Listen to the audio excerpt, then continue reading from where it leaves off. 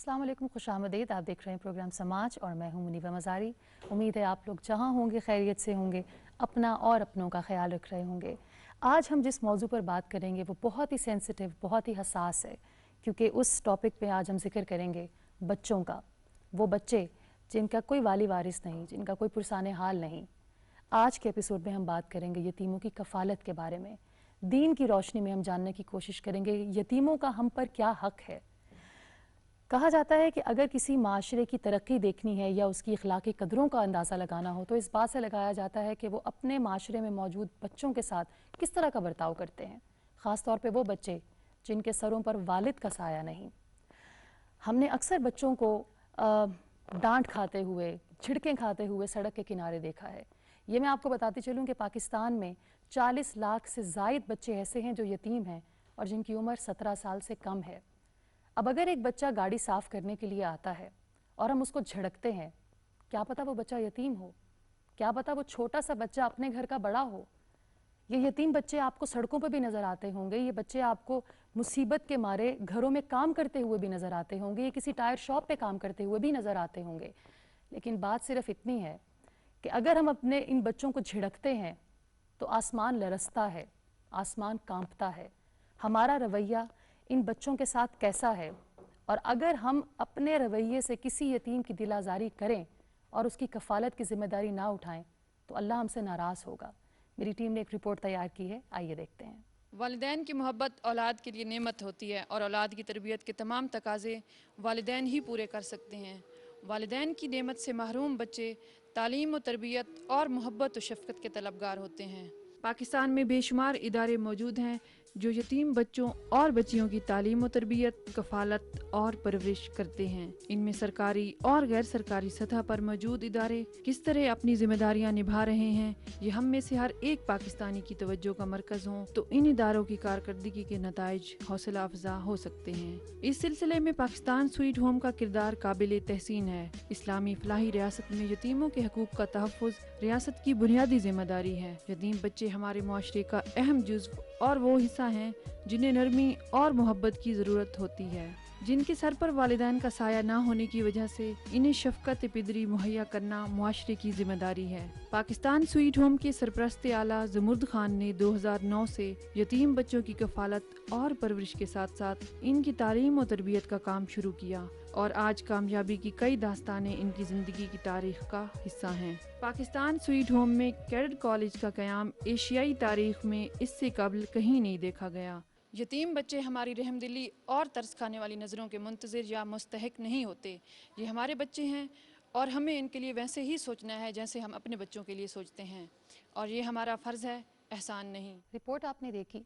आज हम बात करेंगे यतीमों की कफ़ालत हम किस तरह कर सकते हैं, दीन की रोशनी में हमें क्या सबक सीखने को मिलता है, और अगर हम यतीम का दिल दुखाते हैं तो क्या अल्लाह वाकई नाराज़ होते हैं। हमें अभी ज्वाइन किया है प्रोफेसर जावेद इकबाल साहब ने, जो कि रिलीजियस स्कॉलर हैं। आइए उनसे बात करते हैं। अस्सलाम वालेकुम जावेद साहब। जी वालेकुम सलाम। बहुत बहुत शुक्रिया हमें ज्वाइन करने का। जी वेलकम। अगर बात की जाए हुस्न सलूक के बारे में, हमारा रवैया यतीम बच्चों के साथ कैसा होना चाहिए, तो इस्लाम की रोशनी में बताइए कि हमें क्या अहकामात मिलते हैं। वो लोग जो जिनके ऊपर से वालिद का दस्ते शफ़क़त उठ जाता है, वालिद का साया उठ जाता है और वो महरूम हो जाते हैं इस हकीकत से कि बाप की शफ़क़त उनको मिले, तो कुरान मजीद फ़ुरक़ान हमीद ने उनको नज़रअंदाज नहीं किया। अगर मैं ये यहाँ पे कहूँ तो ये बेजा ना होगा कि दुनिया के दीगर मज़ाहिब में हमें इतनी जामे किस्म की तालीमात वो देखने को कहीं नहीं मिलती जो हमें दीन इस्लाम में और कुरान मजीद में मिलती है। फिर कुरान मजीद फ़ुरक़ान हमीद में दो तरह की चीज़ों का बड़ा ख्याल रखा गया है। एक तो ये कि लोग जो हैं वो यतीम लोग जो हैं, यतीम अफराद जो हैं, जो बच्चे होते हैं नाबालिग जिनके सर से बाप का साया उठ जाता है, उनका माल खुर्द बुर्द कर लेते थे। दूसरा, उनसे बेइतनाई बरती जाती थी और उनके साथ रवैया अच्छा नहीं होता था लोगों का।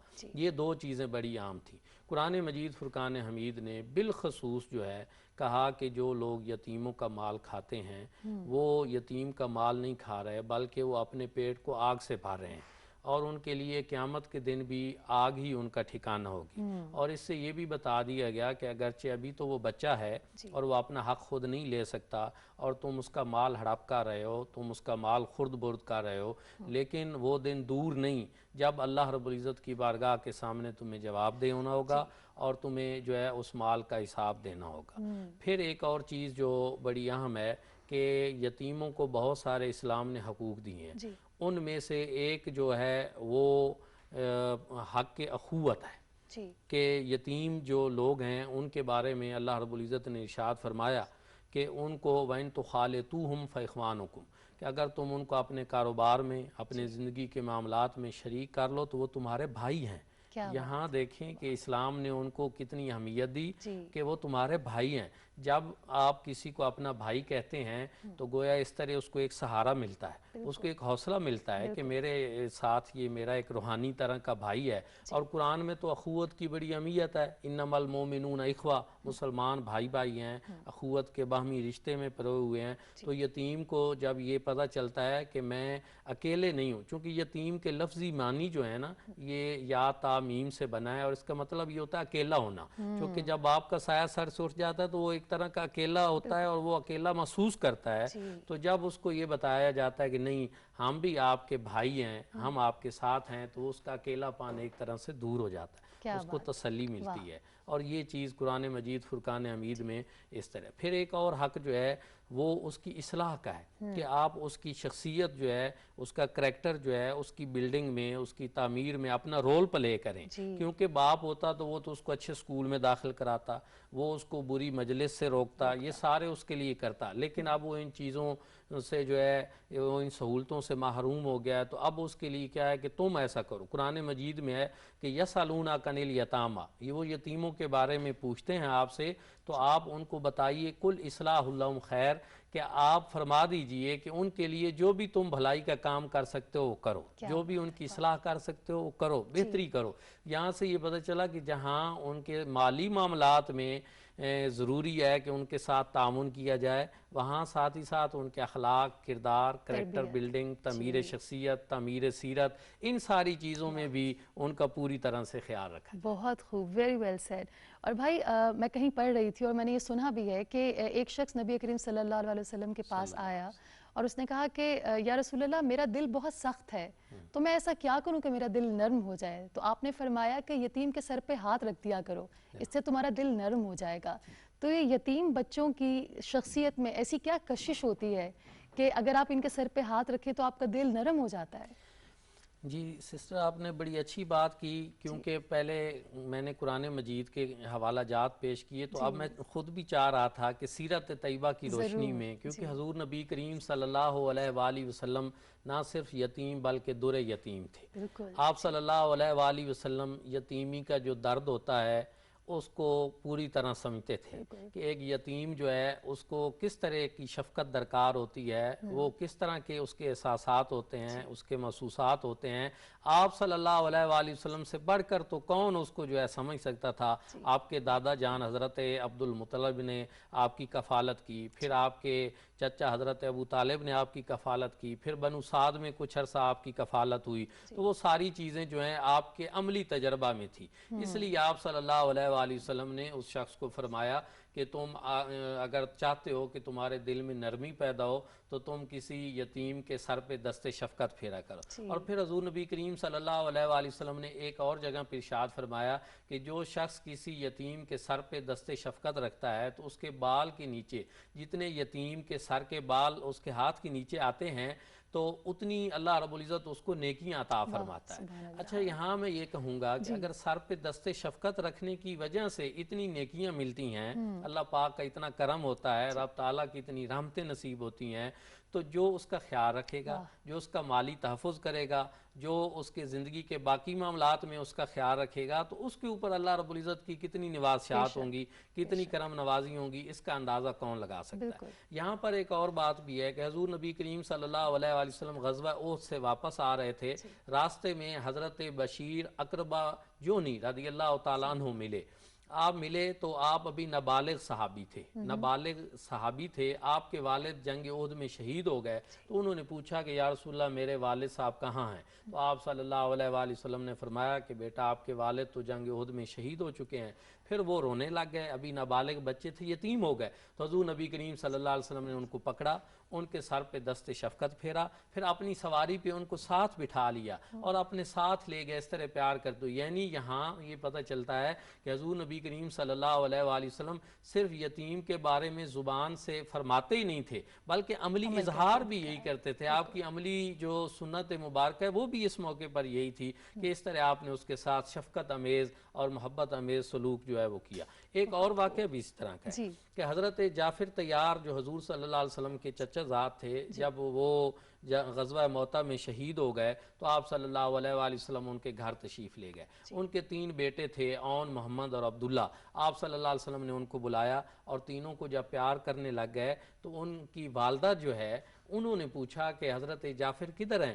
تو آپ صلی اللہ علیہ وسلم نے فرمایا کہ وہ تو غزوہ موطا میں شہید ہو گئے۔ وہ رونے لگ گئی۔ آپ صلی اللہ علیہ وآلہ وسلم نے ان کے بچوں کو بھی، ان کی بیوہ کو بھی اپنے ساتھ لیا، اپنے گھر لے گئے، 3 دن جو ہے اپنے ساتھ اپنے دسترخوان پہ کھانا کھلایا۔ حضرت عبداللہ جو سب سے چھوٹے حضرت جعفر طیار کے صاحبزادے ہیں، وہ بیان کرتے ہیں کہ آپ صلی اللہ علیہ وآلہ وسلم نے 3 دن جو ہمیں شفقت دی، جو ہمیں پیار دیا اور جس طرح ہمیں اپنے ساتھ کھانا کھلایا، اس کا تو ہم تصور بھی نہیں کر سکتے تھے کہ اتنی محبت امیز، اتنی شفقت امیز سلوک جو ہے حضور نبی کریم صلی اللہ علیہ وآلہ وسلم نے فرمایا۔ تو اس طرح اگر ہم کریم آقا علیہ الصلوۃ والسلام کی حیات طیبہ میں اس طرح کے عملی واقعات اور سنت مبارکہ تلاش کرنا شروع کریں تو یہ تو ماشاءاللہ بہت زیادہ ہیں کہ آپ صلی اللہ علیہ وآلہ وسلم نے اس طرح یتیموں کے حوالے سے فرامین بھی جاری فرمائے۔ ایک مرتبہ آپ صلی اللہ علیہ وآلہ وسلم نے فرمایا کہ جو شخص یتیم کی کفالت کرے گا، اس یتیم کی جو اس کا رشتہ دار ہو یا چاہے نہ ہو، تو میں قیامت کے دن وہ میرے ساتھ جنت میں اس طرح ہوگا۔ آپ صلی اللہ علیہ وسلم نے اپنی سبابہ انگلی اور یہ وسطی انگلی دونوں انگلیوں کو اس طرح کیا اور تھوڑا سا درمیان میں وقفہ رکھا، فرمایا قیامت کے دن اس طرح ہم ہوں گے۔ تو اس سے آپ اندازہ لگائیں کہ حضور نبی کریم صلی اللہ علیہ وسلم کا قرب خاص جو ہے جنت کے اندر اس شخص کو نصیب ہوگا جو یتیم کی کفالت کرے گا، جو اس کا خیال رکھے گا اور جو اس کے ساتھ شفقت کرے گا۔ بہت خوب، بہت بہت شکریہ آپ کا جاوید صاحب۔ ہم نے بات کی یتیموں کی کفالت دین کی روشنی میں کتنی ضروری ہے اور کتنے خوش نصیب ہیں ہم لوگ کہ ہمیں ایسے بڑے بڑے رول ماڈلز ملے جن کو فالو کرتے ہوئے ہم بہتر انسان بن سکتے ہیں۔ یتیموں کے سر پہ ہاتھ رکھنے سے اللہ راضی ہوتا ہے، اس سے بڑی خوش نصیبی کیا ہوگی؟ اور اگر بات کی جائے صحابہ کرام کے دور کی اور ان کی زندگیوں کی تو حضرت علی رضی اللہ تعالیٰ عنہ کہا جاتا ہے کہ ان کو فادر آف آرفنز یعنی یتیموں کا باپ کہا جاتا تھا، اور وہ یتیموں سے یہ کہا کرتے تھے کہ اگر کوئی شخص تمہیں جھڑکے تنگ کرے صرف اس لیے کہ تمہارے سر پہ باپ کا سایہ نہیں تو ان کو بتانا علی تمہارے باپ ہیں۔ بریک کے بعد ہم اسی ٹاپک کو کنٹینیو کریں گے، اسٹے ود اس۔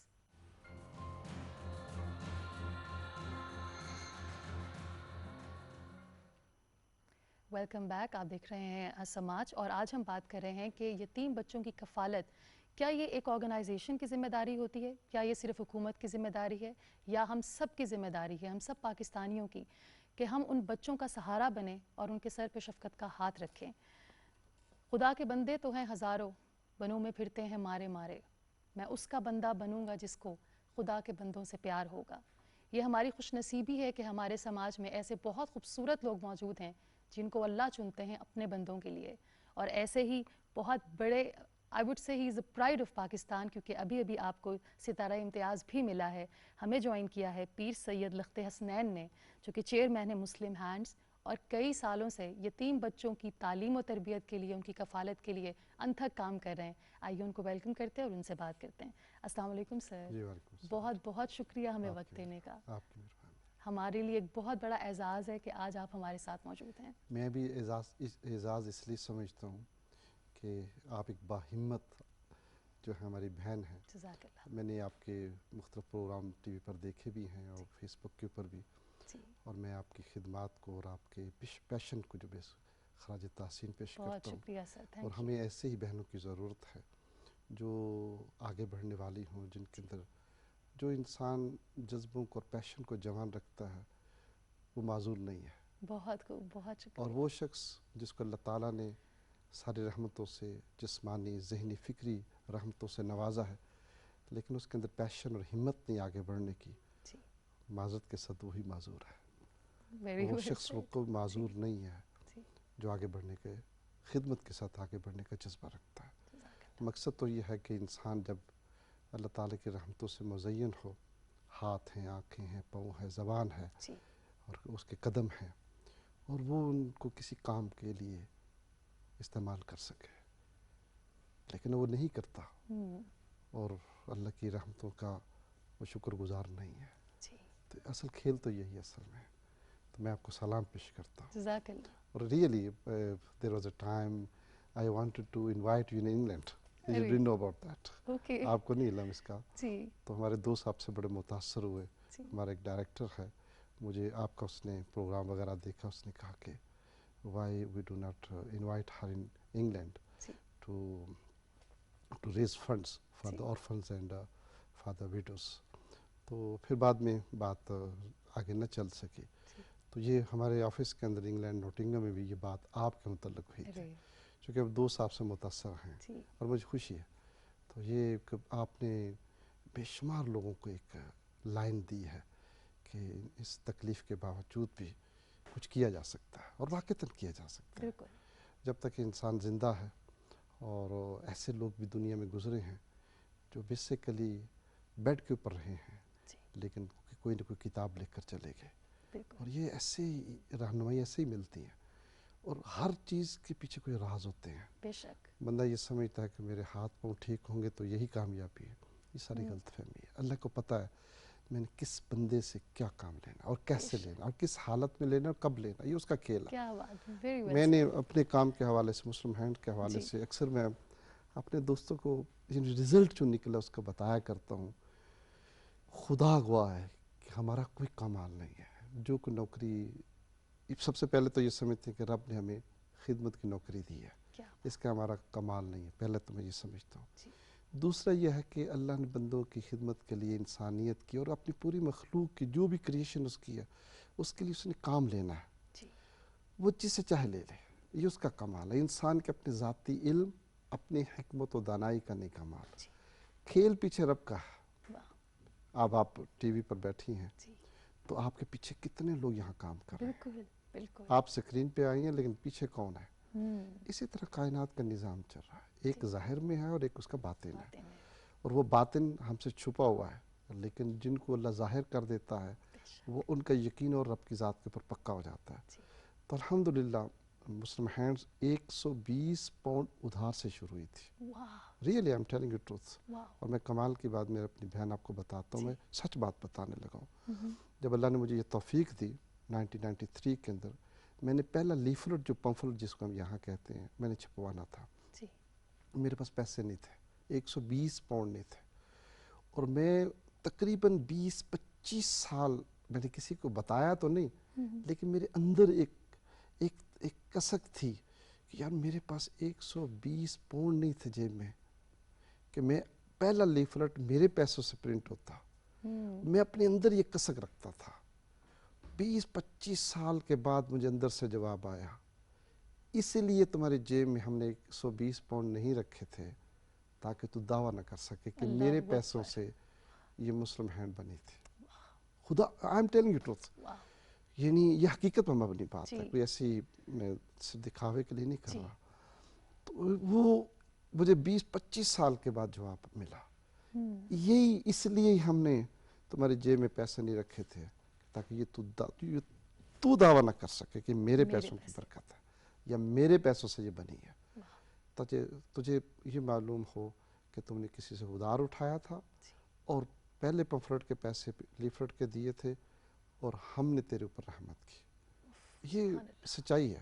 جی. اور آج جو ہے مسلم ہینڈ مور دین 50 کنٹریز میں کام کر رہی ہے. آج مسلم ہینڈ کا یو کے کا جو مین آفس ہے، آج مسلم ہینڈ فنڈ ریزنگ آفس جو ہے فرانس کے اندر 3 فنڈ ریزنگ آفس ہے. ماشاءاللہ. پھر کینیڈا کے اندر، ٹورنٹو کے اندر، مسیساگا کے اندر ہے، ٹرکی کے اندر یعنی استنبول کے اندر، فاتح کے اندر ہے، پھر ساؤتھ افریقہ کے اندر، ابھی امریکہ میں ہم سٹارٹ کریں. یہ جسٹ فنڈ ریزنگ ہے. پھر اس کے بعد لمبی لائن شروع ہو رہی ہے. اب یہ کووڈ نہ ہوتا تو کئی اور ہم شروع کر چکے ہوتے ہیں. پھر آسٹریلیا ہے، پھر ملیشیا ہے، پھر یورپین کنٹریز ہیں اس کے اندر فنڈ ریزنگ آفس اسٹارٹ. پھر ریسیپینٹ کنٹری جو ہیں الحمدللہ اس وقت ہمارا نیٹ ورک جو ہے وہ تقریباً کوئی 50 کنٹری سے زیادہ ہے, اور جہاں پوری دنیا میں جہاں آپ تکلیف دیکھیں, چاہے وہ روہنگین ہے, چاہے فلسطین ہے, چاہے وہ یمن ہے, چاہے وہ شام ہے, چاہے وہ جتنے کنٹریز آج تک, چاہے وہ یعنی کہ ان کے اندر ارتھکویک آیا یا سونامی آیا یا وارز ہوئی ہیں, چاہے بوزنیا کی وار, کوسوو کی وار, چچنیا کی وار, ہر جگہ مسلم ہینڈ موجود ہے. اور جو ابھی جو آپ پروگرام کرنا چاہتے ہیں یتیموں کے اوپر, وہ ایک ہم نے ایک ڈفرینس پیدا کیا ہے. ہم چونکہ ایک مین انٹرنیشنل چیریٹیبل آرگنائزیشن ہے, اس وقت اس کو 28 سال ہو گئے یو کے اندر, مجھے ٹوٹل تقریباً 30 سال ہو گئے ہیں چیریٹی ورک کے اندر. تو ہم نے جو ڈفرینس پیدا کیا, چونکہ جو انٹرنیشنل جو چیریٹیز ہوتی ہیں وہ موسٹلی ایمرجنسی میں کام کرتی ہیں, اور وہ جہاں پہ پوری دنیا میں ایمرجنسی آئے گی وہ انٹر ہوں گے, وہاں پر ایمرجنسی ریلیف دیں گے, اور اس کے بعد 3 مہینے ایمرجنسی ریلیف دی, اس کے بعد تھوڑا سا ریہیبلیٹیشن کا کام کیا, they leave the country and they go somewhere else, اور وہاں جا کر پھر کوئی اور تکلیف شروع ہو جاتی, پوری دنیا جی ہے. لیکن ہم نے کہا, میں نے کہا no we will not do like that, ہم نے چینج پیدا کرنی ہے. اور وہ چینج اس جو آپ یہ کہہ رہے تھے جس پہ دل مطمئن ہو, وہ چینج کیا ہے. ہمیں ملینز اینڈ ملینز اکٹھے ہوتے ہیں. تو ابھی میں نے جو پہلے آپ کو بتا رہا تھا اس کو میں بتا دوں کہ 120 پاؤنڈ ادھار کے ساتھ جو شروع ہوئی تھی, آج ہمارا جو بجٹ انٹرنیشنلی جو تقریباً کہ ہمارا الحمدللہ $70 بلین ہے ابھی, اور انشاءاللہ جو ہی امریکہ سٹارٹ ہوگا, وہ every thing is ready, just کچھ فیو اسٹیٹس کے ہماری جو فنڈ ریزنگ اس کے لائسنس ہے وہ ملنے والا ہے. انشاءاللہ 100 ملین تک تو ہم اگلے 4-5 سالوں میں ایزیلی پہنچیں گے, $100 ملین تک, کوئی ایسا مسئلہ نہیں انشاءاللہ. اور یہ یعنی جو ادھار سے شروع ہوئی تھی آج یہاں تک چلی گئی, اللہ کی رحمت ہے. ہمارا یو کے اندر ہم تقریباً 35 ملین پاؤنڈس کی, یہ تقریباً کوئی بنتی ہے کوئی $40-45 ملین جو ہے جس یہاں پر.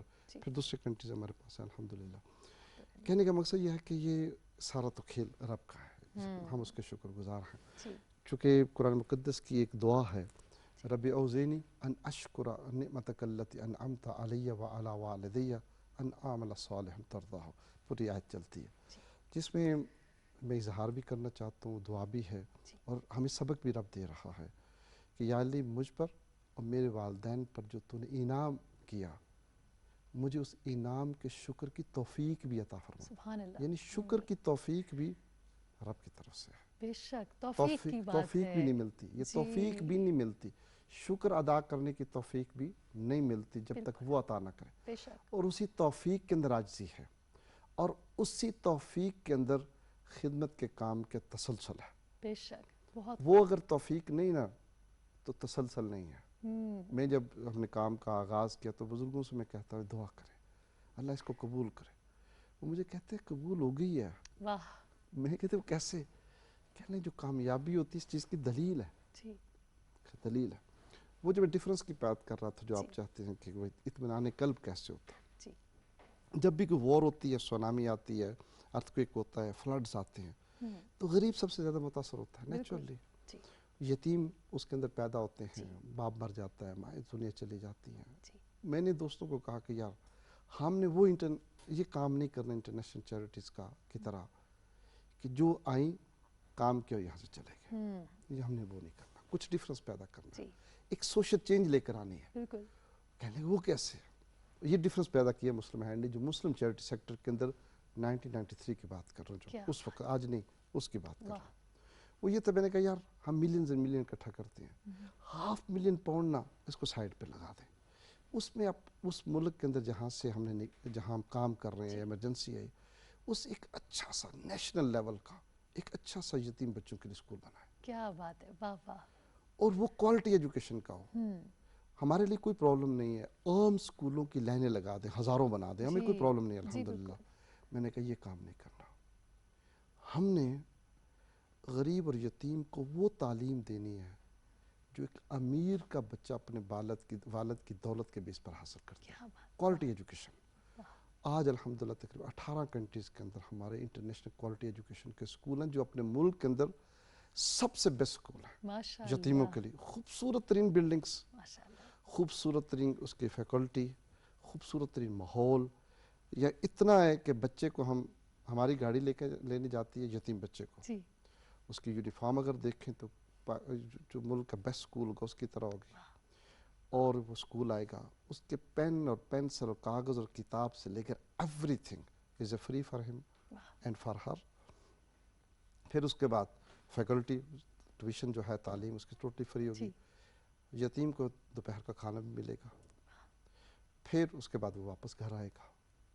اس طرح پورے کا پورا ایک ہم نے الحمدللہ، ماشاءاللہ. اور آج وہ ہمارے جو ڈاکٹر، چونکہ ہم پھر انٹرنیشنلی ہمارا یہ رول ہے کہ ہم صرف 3 کلاسوں سے اسکول کا آغاز کرتے ہیں، نرسری، پریپ اور پہلی کلاس سے. ٹھیک سم ٹائم دوسری کلاس بھی ہوتی ہے. جی اس کی وجہ یہ ہے کہ آپ نے سب پاکستان ہے، جی اس پہ انگلش میڈیم اسکول ہے ہمارے. جی فرانس میں چلے جائیں، یعنی فرینچ ایریاز جو ہیں، جی. یعنی ویسٹ افریقہ کے اندر، جی وہاں فرینچ لینگویج کے اسکول ہیں، جی اور وہ امیر بچوں کے اسکول ہیں.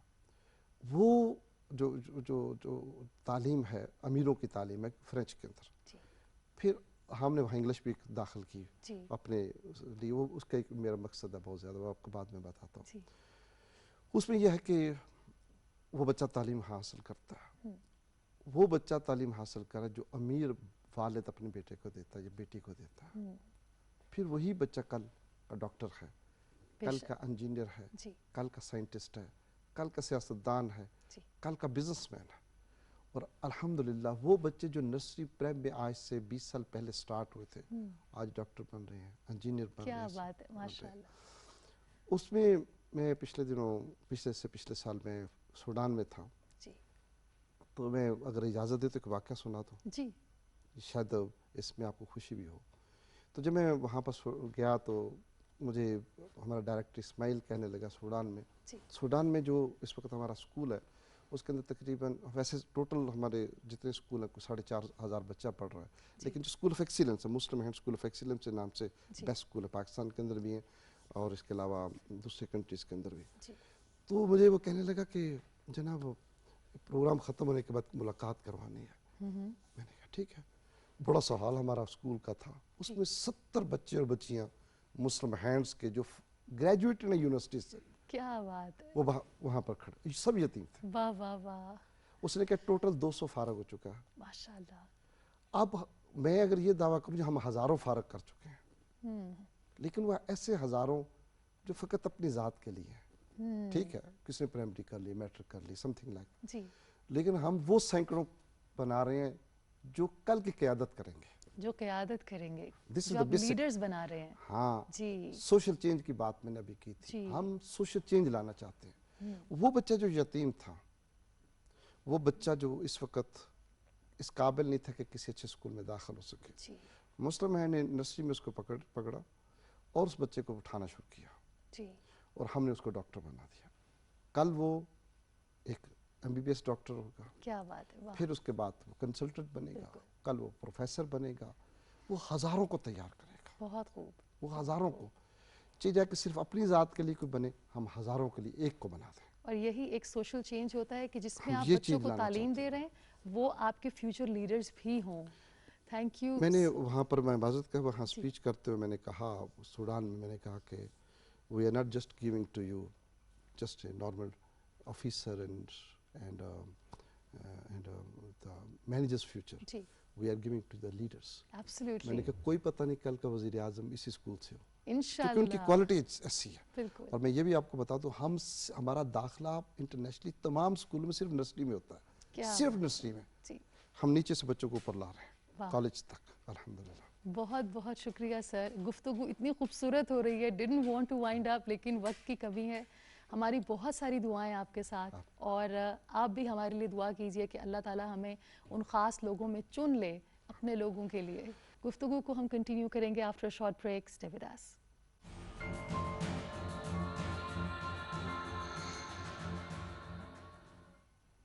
Welcome back. آپ دیکھ رہے ہیں سماج، اور آج ہم بات کر رہے ہیں کہ ہم کس طرح یتیموں کی کفالت کر سکتے ہیں بہترین انداز میں، اور وہ کون سے سماجی رویے ہیں ہمارے جس سے ان کی دل آزاری ہوتی ہے.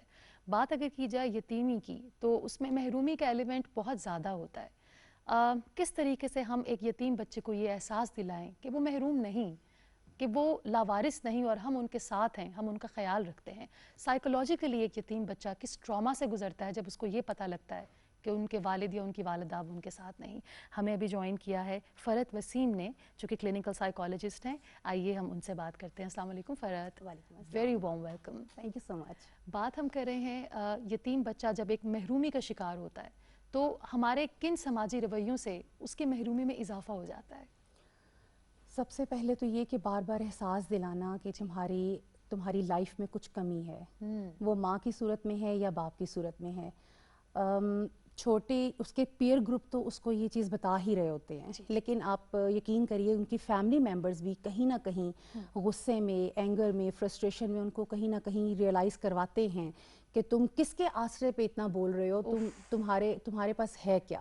سو میں نے تو ایسی فیملیز دیکھی ہوئی ہیں، ہمیں پتہ نہیں چلتا اور ہم وہ بات کر جاتے ہیں اور وہ اتنی بری طرح ہرٹ کرتی ہے. ایک لڑکا یا لڑکی وہ کسی بھی ایج گروپ میں ہو، جب اس کو پتہ ہے کہ اس کے ساتھ ساتھ زندگی میں ایک چیز پل رہی ہے جو اس کی محرومی ہے، اس پر اس کو یہ سننے کو ملے کہ تمہارے پاس یہ چیز نہیں ہے، تو آپ سوچیں کہ وہ کس ٹراما میں سے گزر سکتا ہے.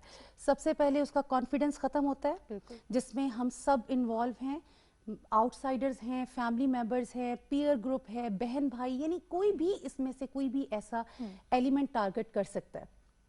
سیکنڈلی وہ اوپر اٹھنا بھی چاہے گا نا تو کچھ ایسے ایلیمنٹس ہیں جو اس کو نیچے پھر سے لے جائیں گے. بہت سے ایسے بچے ہوتے ہیں، میرے اپنے کلائنٹس ایسے ہیں جو اسی محرومی میں سے زندگی میں بہت آگے چلے جاتے ہیں، اور ہمارے پاس بہت ساری اگزامپلز ہیں. ایک ڈیپریویشن ہے لائف میں تو انہوں نے اس کو کور کیا اور کسی اور چیز میں بہت زیادہ آگے چلے گئے.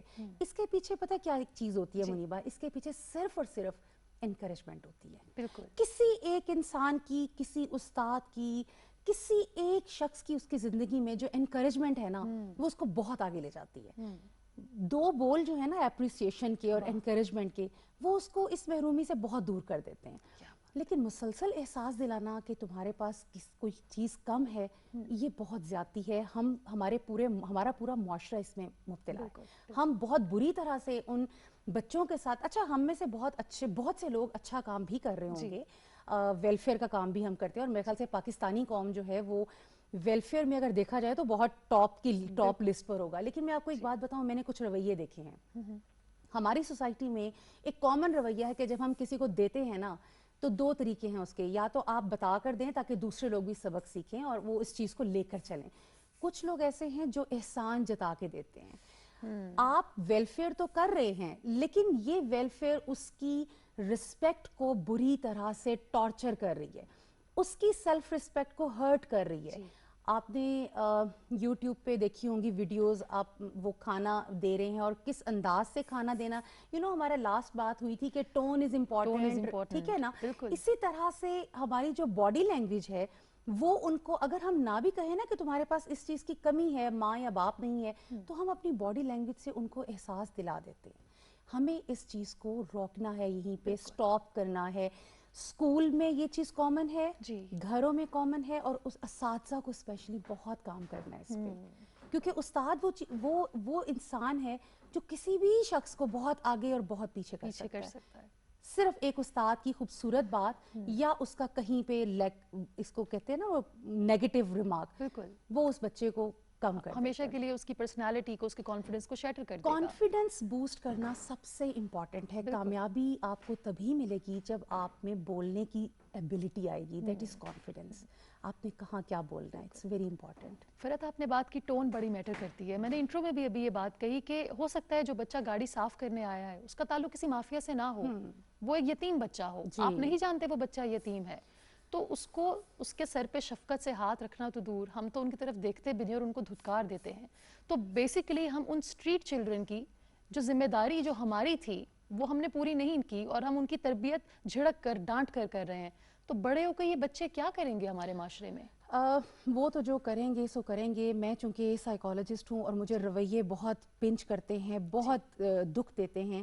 آپ نے گاڑی صاف کرنے والے بچوں کی بات کی، تو آپ یقین کریں کہ جب گاڑی صاف کرتے ہیں نا تو ان کو احساس دلایا جاتا ہے کہ تمہاری تو پڑھنے کی ایج ہے، تم گاڑی کیوں صاف کر رہے ہو. اب یہ بھی اگین ان کو ایک محرومی یاد کروائی جاتی ہے. یار اگر آپ اتنے اچھے ہیں تو آپ ان کا ہاتھ پکڑیں اور ان کو اسکول میں داخل کروائیں. ہر دوسرا انسان یہ کہتا ہے تم یہ کیا کر رہے ہو. اچھا پھر سب سے بڑی دکھ کی بات یہ ہے منیبہ کہ ان بچوں کے ساتھ بارگیننگ بھی کی جاتی ہے. نہیں میں 100 روپیہ دوں گا, میں 50 روپے دوں گی.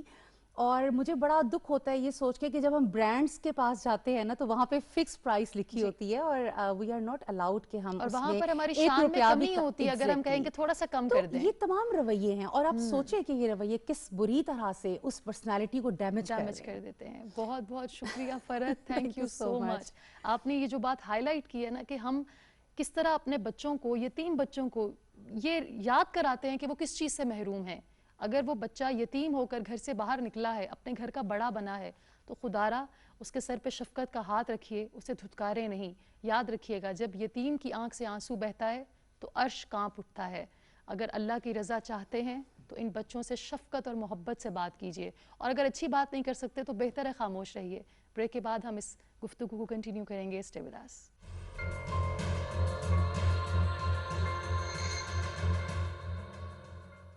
Welcome back. آپ دیکھ رہے ہیں سماج, اور وہی بات ہم کوشش کر رہے ہیں کہ آج اپنے رویوں کو بدلنے کی کوشش کریں ٹورڈز آرفنز. یتیموں کی کفالت کی ذمہ داری ہم کیسے اٹھا سکتے ہیں. گورنمنٹ بہت زیادہ کام کر رہی ہے بہت عرصے سے, اور ہم نے یہ سوچا کہ ٹھیک ہے ہماری بھی ذمہ داری ہے, حکومت کی بھی ذمہ داری ہے کہ ان بچوں کو پروٹیکشن دی جائے, ان کی ویلفیئر کے لیے کام کیا جائے. ہمیں بھی جوائن کیا ہے سید یاور عباس بخاری صاحب نے, لاہور سے ہمیں جوائن کیا ہے. آپ پروونشل منسٹر ہیں فار سوشل ویلفیئر اینڈ بیت المال. آئیے ان سے بات کرتے ہیں. السلام علیکم سر. وعلیکم السلام جی. بہت بہت شکریہ سر ہمیں وقت دینے کا. یو موسٹ ویلکم جی. سر اگر بات کی جائے سوشل ویلفیئر کی اور ان بچوں کی جن کا پرسان حال کوئی نہیں, جن کے سر پہ شفقت کا ہاتھ رکھنے کے لیے ان کے والد کا سایہ نہیں, تو حکومت کی کیا ذمہ داری ہے, ان بچوں کی ویلفیئر کے لیے حکومت کیا کام کر رہی ہے؟ منیبہ, بسم اللہ الرحمن الرحیم, اللہم صلی علی محمد وآل محمد واجل فرجہم. منیبہ سب سے پہلے یہ بتائیں کہ اسٹیٹ جو ہے, پاکستان کی اسٹیٹ, اس سے کافی عرصہ پہلے یہ کام شروع کیے ہیں. لوگوں کو اس کے بارے میں علم نہیں ہے. یہ علم ہونا بہت ضروری ہے کہ ہمارے پاس 2 قسم کے انسٹیٹیوشنز ہیں جو ان بچوں کا خیال کرتے ہیں. ایک بالکل یتیم بچے جن کو آرفنیج آپ کہیں گے, لیکن ہم اس کو ماڈل چلڈرن ہوم کے نام سے ہم جانتے ہیں. اور ماڈل چلڈرن ہوم کیا کرتا ہے, تعلیم دیتا ہے, ان کی پرورش کرتا ہے, کفالت کرتا ہے, اور ان کو ایک سرٹن ایج تک لے کے جاتا ہے. اس کے بعد ان کو اس قابل بنا دیتا ہے کہ وہ پھر یونیورسٹیز وغیرہ میں جا سکیں. لیکن ابھی ہم لوگوں نے جو ایک تھاٹ پروسیس چینج کیا ہے, اس کے اندر ہماری ایک آرگنائزیشن ہے کہ جو ہمارے سوشل ویلفیئر کے ساتھ مل کے ایک ہماری ماڈل چلڈرن ہوم یا جس کو آپ آرفنیج کہیں چلا رہی ہے, وہ بچوں کی انشورنس بھی ساتھ کر رہی ہے, جو بھی سوشل ویلفیئر بھی شروع کرنے والی ہے. تو بچہ جب میٹرک پاس کرتا ہے اس کو 10 لاکھ 12 لاکھ 15 لاکھ جو بھی بنتا ہے اس کا, اس بچے کو وہ اماؤنٹ دیا جاتا ہے, اس کو سمجھایا جاتا ہے اس پیسے کے ساتھ بہتر سے بہتر کیا استعمال ہو سکتا ہے. تو وہ اپنا چھوٹا سا کاروبار, اپنی پڑھائی فردر لے کے جا سکتا ہے, جو کچھ کرنا چاہے تو اس کے پاس ایک اماؤنٹ ہوتی ہے. ایک تو یہ ہے جو دنیا میں ایک ٹرینڈ چلتا ہے, مقصد ہوتا ہے بچے کی کفالت, بچے کی حفاظت, بچے کی ویلفیئر. ہم لوگوں نے جو چیئرپرسن یا چیئرمین بنتا ہے وہ اپنی کرسی کو زیادہ اوپر دکھانے کے لیے ہوم کے نیچے چلے گئے, کسی اور ایسے ہوتا نہیں ہے. ہمیں اپنی ذات کو نہیں دیکھنا ہے, ہم نے بچے کو دیکھنا ہے, جو ہمارا فوکس ہوتا ہے. تو ابھی ہم لوگ سوشل ویلفیئر کے اندر ہم یونیسیف کے ساتھ مل کے چائلڈ ویلفیئر لا لے کے آ رہے ہیں, جس کے اندر موجودہ چائلڈ پروٹیکشن بیورو اور باقی ہمارے پروسیکیوشن ہو گئے, ہمارے لیبر ہو گیا, ہمارا سوشل ویلفیئر ہو گیا, ہمارا چائلڈ پروٹیکشن ہو گیا, ان سب کو ملا کے ایک کنسنسس کے ساتھ ایک نیا لا لے کے آ رہے ہیں کہ جہاں پہ ہم ہر بچے کی ویلفیئر کا دیکھیں گے. صرف وہ بچے نہیں کہ جن کے ساتھ کوئی زیادتی ہوئی ہو یا زیادتی ہونے کا اندیشہ ہو. اس کے لیے ہم لوگ جولائی میں انشاءاللہ تعالیٰ ایک بڑا کمپریہنسو MOU سائن کر رہے ہیں, جس کے اندر ہم لوگ دیہاتوں کے لیول تک ہمارے فرسٹ رسپونڈرز ہوں گے. فرسٹ رسپونڈرز کا مطلب یہ ہے کہ کسی کا سوتیلا باپ ہے یا سوتیلی ماں اور بچے کا خیال نہیں کر رہے ہیں, وہ رپورٹ جنریٹ ہوگی, اوپر آئے گی, پھر اس بچے کی ویلفیئر کے لیے وہاں پہ ہماری ویلفیئر آرگنائزیشنز پہنچیں گی. فرسٹ رسپونڈرز اسی دیہات کے ہوں گے, جن کو علم ہوگا. وہ کریں گے کچھ نہیں, جو کرے گا آ کے وہ سوشل ویلفیئر یا چائلڈ ویلفیئر کی آرگنائزیشنز آ کے کریں گی.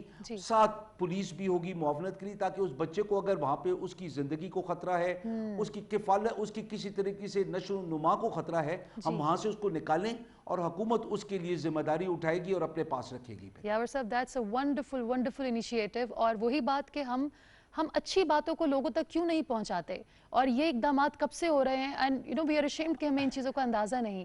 یاور صاحب ایک چیز اور بڑی ضروری ہے جہاں ہم سماجی جی سوری جی منیبہ یہ جب سے میں نے یہ مجھے ذمہ داری سونپی گئی ہے ہم لوگ ڈفرینٹ انوویٹیو آئیڈیاز کے ساتھ آ رہے ہیں کہ جہاں پہ ہم بچوں کی حفاظت کے لیے صرف ویلفیئر کے لیے نہیں ہم عورتوں کی ویلفیئر کے لیے بھی کیونکہ ماں اور بچہ ریلیٹڈ ہے اس کو ہم لوگوں نے نفسیاتی طور پہ اس کا حل نکالنا ہے تاکہ معاشرے کے اندر اگر آپ کچھ غلطی کر رہی ہیں میں کچھ غلطی کر رہا ہوں اس غلطی کو سینسٹائز کرنا ہے لوگوں کو اس کا شعور دینا ہے کہ یہ غلط ہے نہ اسلام الاؤ کرتا ہے نہ ہیومن رائٹس الاؤ کرتے ہیں کیونکہ اسلام ہمارے پاس ہر ہیومن رائٹ کا تحفظ اسلام کرتا ہے یہ ہمیں یقین ہے اور ہم نے اسلامی نقطہ نظر سے بھی دیکھنا ہے اس بچے کی بہتری کہاں پہ ہے اس ماں کی بہتری کہاں پہ تو ہمارے پاس کیونکہ ویمن پروٹیکشن جو ہے ہم جس کو میں ویمن ویلفیئر کہتا ہوں وہ ہو گیا چائلڈ ویلفیئر ہو گیا ہم اس کو سنکرنائز کر کے اس کو اکٹھا لے کے چلیں گے جہاں پہ ایک بچے کی ویلفیئر میں پرابلم ہے کیونکہ یہ ہماری اگلی نسل ہے یہ ہمارا مستقبل کا پاکستان ہے اس پاکستان کو بچانے کے لیے ہم ہر انتہا کا قدم اٹھائیں گے اور ہم ہر وہ کام کریں گے جہاں پہ ہم یہ نہیں دیکھیں گے کہ منسٹر کی فوٹو شوٹ ہوتی ہے کہ سیکٹری کی ہوتی ہے یا آئی جی کی ہوتی ہے یا چیف منسٹر کی ہوتی ہے یہ کسی اہمیت کے حامل نہیں ہیں یہ لوگ اہمیت کا حامل وہ بچہ ہے ہمیں کانسنٹریٹ کرنا ہے کہ اس بچے کی کفالت اس بچے کی حفاظت اس کا ویلفیئر ہم کیسے بہتر سے بہتر کر سکیں انشاءاللہ تعالی. ویری ویل سیڈ یاور صاحب ویری ویل سیڈ. اور بات ریاکاری کی تو ہے ہی نہیں بات تو احساس اور انسانیت کی ہے. یاور صاحب اگر ہم بات کریں ان بچوں کے پلائٹ کی جو یتیم ہوتے ہیں ایسے بہت سے درندے بھی ہمارے سماج کا حصہ ہیں جو ان بچوں کی محرومیوں سے فائدہ اٹھاتے ہیں. سمگلنگ کے بچوں کی سمگلنگ کے ہم لوگوں نے بہت سے واقعات سنے ان کے جسم فروشی کے بھی اس طرح کے واقعات ہیں. یہ بات کہتے ہوئے مجھے دکھ ہو رہا ہے بچوں کے جسموں کے آزاد تک فروخت کر دیے جاتے ہیں. ہم کیسے ان بچوں کو ان درندوں سے بچا سکتے ہیں؟ منیبہ دیکھیں سب سے پہلے تو آپ اگر لاہور میں آ جائیں یہاں پہ ٹیکسالی کے علاقے میں چلے جائیں جو ہمارا روایتی طور پہ ایسا علاقہ سمجھا جاتا ہے جہاں پہ جسم فروشی کی جاتی تھی اور وہاں پہ بھی بچوں کے ساتھ یہ جو کام ہوتا ہے جس کو ہم چائلڈ سیکشول ورکر کہتے ہیں یہ ہمارے جو بھیک مانگتے ہیں بچے جو ان گلیوں میں پیدا ہوئے بڑے ہوئے اور کئی ایسے جو اپنے گھروں کو چھوڑ کے باپ سے تنگ آ گئے تھے بھائی سے تنگ آ گئے تھے کوئی اور مسئلہ ہوا غربت سے تنگ آ کے وہ ادھر آ کے بھیک مانگ رہے ہیں. ابھی ہم لوگ ان بھکاریوں کے خلاف بہت سا کیمپین انشاءاللہ تعالیٰ بجٹ کے بعد شروع کرنے والے ہیں. ہم پورا ایک کمپریہنسو لا لے کے آ رہے ہیں اس کے اوپر کہ ہم ٹارگٹ کریں گے کہ دیکھیں میں آپ کی اس پروگرام کی نسبت سے میں ایک بات کروں گا کہ خدا کا واسطہ ہے وہ میرے بہن بھائی جو اس کو صدقہ خیرات سمجھ کے ٹریفک لائٹس کے اوپر ان بھکاریوں کو پیسہ دیتے ہیں آپ برائی کو آپ انکریج کر رہے ہیں. آپ لوگ ان کو جب پیسہ دیتے ہیں اور لوگ دیکھتے ہیں کہ یہاں پہ ہر گاڑی والا پیسہ دیتا ہے تو وہاں پہ بھکاری زیادہ بڑھتے ہیں. یہ بھکاری پیدا نہیں ہو رہے ہیں زیادہ تر یہ اسپتالوں سے جو بچے اغوا ہوتے ہیں جو 2 سال سے کم کے بچے ماؤں کی گودوں سے چھینے جاتے ہیں. ہم جب یہ پیسہ دیتے ہیں تو ہم ان لوگوں کی ایک قسم کی ان کو انکریج کرتے ہیں کہ اور اغوا کر کے لے کے آؤ. یہ آپ کا اور میرا بچہ بھی ہو سکتا ہے منیبہ یہ اس کا بھی بچہ ہو سکتا ہے کہ جس نے جا کے 10 روپے یا 50 روپے دیے. تو میں اپنے بہن بھائیوں سے میں درخواست کروں گا اگر مجھے میری بات کو اگر آپ لوگوں کو نہیں سمجھ آتی ہے ذرا کھڑے ہو کے آپ دیکھیں ان لوگوں کو کہ ان نے کسی کے بیٹے کو یا بیٹی کو کس طریقے سے اس کے جسم کو نقصان پہنچایا اور جس طریقے سے اس کے جسم کو درندوں کے آگے یہ لوگ بیچتے ہیں. اور یہ بچے ان کو احساس بھی ختم ہو گیا ہے کہ ہمارا جسم جس طریقے سے درندوں کی طرح بیچا جاتا ہے. اور پھر ہم لوگ ان کو ایجوکیٹ کر رہے ہیں ہم نادرا کے ساتھ مل کے ان کے ایک رجسٹریشن کی طرف جا رہے ہیں. ہم کوشش کر رہے ہیں کہ میں وہ باتیں بھی آپ کے ساتھ کر رہا ہوں کہ جو ہم سوچ رہے ہیں کہ ہم بچوں کی چائلڈ ٹریکنگ کی طرف جائیں کہ جہاں پہ بچے کو ہمیں پتہ ہو بچہ کدھر ہے. اور ماں باپ کی یہ جو پریشانی ہوتی ہے اسکول سے 2 گھنٹے لیٹ ہو گیا خدا نہ خواستہ کسی کا بچہ غائب ہو گیا تو ہم لوگ چائلڈ ویلفیئر میں چائلڈ ٹریکنگ کی طرف بھی جا رہے ہیں کہ ان کو ہاتھ کے اوپر کچھ پہنا دیا جائے یا پاؤں پہ کچھ پہنا دیا جائے تاکہ وہ بچہ کہاں پہ ہے 24/7 اس کی ٹریکنگ ہو سکے اور ہمارا کوئی بچہ ایک اس علاقے سے باہر اگر جاتا ہے تو ہمیں فوراً احساس ہو. ہم اس کے اندر سندھ کے ساتھ مل کے بلوچستان کے ساتھ مل کے KP کے ساتھ مل کے کشمیر کے ساتھ مل کے ہماری کوشش ہے کہ جو ہمارے بارڈرز ہیں ان کو ہم سیف بنائیں. اس کو ریئل ٹائم ٹریکنگ پہ کریں جیسے بچہ اغوا ہوتا ہے ایک دم اس کا فوٹو ہر جگہ آ جائے. ہمارے جو یہ LCD بل بورڈز ہیں ان کے اوپر ہم لے کے آئیں تاکہ ہماری جو عوام ہے وہ فوراً ان کو شعور ہو کہ یہ بچہ مسنگ ہے. کہیں بھی کوئی دیکھے گا وہ ہمیں بتا سکے گا، اور جس پولیس والے نے اس کو چوکی سے گزرنے دیا اس کی نوکری ہوئی، کیونکہ ریئل ٹائم ٹریکنگ ہوگی، پھر اس کو سمجھے، پھر اس کے اندر پولیس کی کارکردگی بہتر ہوگی، اس کے اندر عوام کا شعور بہتر ہوگا، اجاگر ہوگا، اور ان کو سینسیٹائز ہوں گے کہ یہ، اور ہر کوئی یہ سوچے یہ میرا بچہ ہو سکتا ہے۔ یہ جب تک یہ نہیں سوچیں گے کہ میرا بیٹا میری بیٹی ہو سکتی ہے، کل اغوا کر کے لے کے جائیں گے، اس کو جسم فروشی میں ڈالیں گے، اس کو ہاتھ توڑ کے بیکاری بنا دیں گے، تو یہ ہم جو 10 روپے ایک ٹریفک لائٹ پہ دیتے ہیں، 100 روپیہ دیتے ہیں، ہم ان کو تقویت دے رہے ہیں، ہم ان کو اور بول رہے ہیں کہ لے آؤ، اور بھی ہم اور پیسہ بھی دیں گے۔ بہتر زکوٰۃ، فطرہ اور یہ صدقہ اپنے رشتہ داروں میں ہے اور اپنے محلے میں ہے۔ اسلام یہ کہتا ہے پہلے خیش پھر درویش، اور ہم لوگ جو بھی باہر دیتے رہے اور میرا اپنا رشتہ دار غربت میں رہے، وہ نہ زکوٰۃ ہے نہ اس کی کوئی قبولیت ہے خدا کے آگے۔ خدا کے آگے تب قبول ہے کہ آپ کا بہن بھائی، آپ کے کزنز، آپ کے دور کے کزنز، آپ کی جتنی برادری ہے، اس کو آپ پہلے دیں اور پھر آپ کہیں باہر دیکھیں۔ بالکل بالکل۔ یاور صاحب، آپ سے میں یہ سوال پوچھنا چاہوں گی کہ جب یہ ذمہ داری آپ کو دی گئی کہ آپ خدمت خلق کے لیے کام کریں، ہاؤ ڈڈ یو فیل؟ ہم سب کہیں نہ کہیں اندر سے پریشان ہیں اور ہم چاہتے ہیں کہ ہمیں سکون قلب ملے، اطمینان قلب ملے، تو کیا آپ کو محسوس ہوا خدمت خلق میں ہی ساری کائنات کی وہ جو سکون اور اطمینان ہے وہ اسی میں چھپا ہے؟ منیبہ، میں بڑا ڈس اپوائنٹڈ تھا جب مجھے یہ منسٹری دی گئی، کیونکہ اس کو کوئی پوچھتا نہیں ہے اس منسٹری کو، اور آپ یہ دیکھیں کہ 10 کروڑ روپیہ بیت المال میرے پاس ہے۔ 10 کروڑ روپیہ 1994 میں اس بیت المال کو دیا گیا جب آبادی 4 کروڑ تھی، آج 12 کروڑ ہے، ابھی بھی 10 کروڑ ہی ہے۔ آبادی 12 کروڑ پہ چلی گئی، روپیہ 10 کروڑ ہی، ابھی 10 کروڑ سے ہم کریں گے کیا؟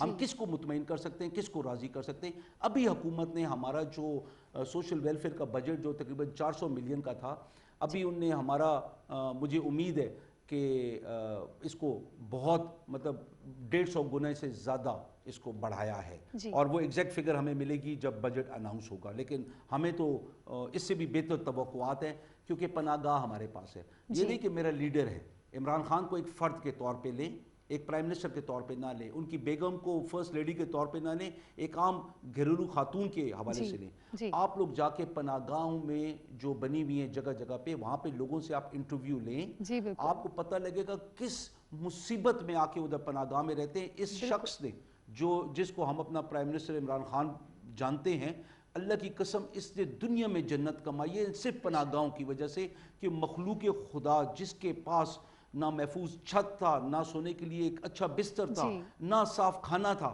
وہ سب چیزیں مہیا کی۔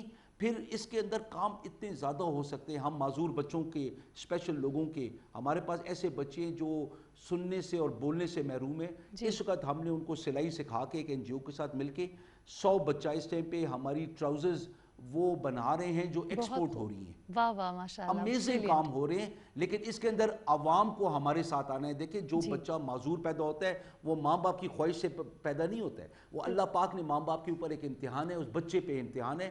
ہمارا کام یہ ہے بحیثیت انسان کی، اس کو انسان کی طرح دیکھیں، جانور کی طرح نہ دیکھیں، اللہ کی طرف سے ایک رحمت اور ایک امتحان دیکھیں، ایک زحمت نہ دیکھیں۔ یہ ہمارے پہ امتحان ہے، ہم کیسے، کس قسم کے انسان ہیں، کس قسم کے پاک نبی کے ماننے والے ہیں۔ اس کے اندر ہم لوگوں نے ان کو معاشرے کا ایک یوزفل حصہ بنانے کی ہم کوشش کر رہے ہیں۔